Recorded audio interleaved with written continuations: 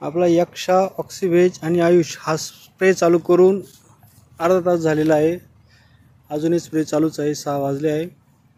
5:30ला spray चालू केला होता. आता 6:09 चालू आहे. स्प्रे चालू आहे. शेतकरी पुढे स्प्रे करतोय. तर ह्या सुरुवातीच्या सऱ्या आहे. इथे पांढरी माशी जी खाली पडलेली होती ती जागेवरतीच कंट्रोल होऊन गेलेली. हे बघा, बघू शकता तुम्ही. पांढरी माशी प्लस हा बघा हिरवा तुडतुडा पण होता.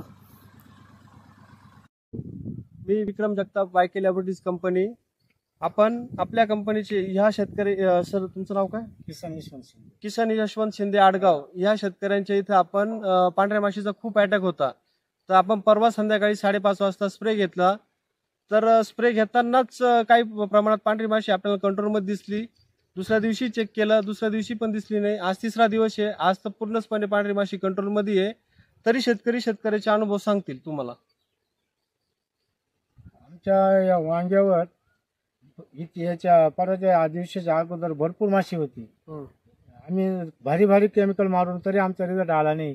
शेवटी आम्ही सोडून द्यायच्या आपला याच्यात होतो. पण तुमची आमची हे झाल्यानंतर आता काल मारताच पांढरी माशी बहुतेक मरून पडली. काल काहीच होती थोडीशी, आज तर अजिबात पाहायला सुद्धा राहिली नाही. म्हणजे स्प्रे करून आज 3रा दिवस आहे. आज 3ऱ्या दिवशी पांढऱ्या माशीचा काही एक अटॅक दिसत नाहीये. पूर्णपणे पांढरी माशी कंट्रोलमध्ये.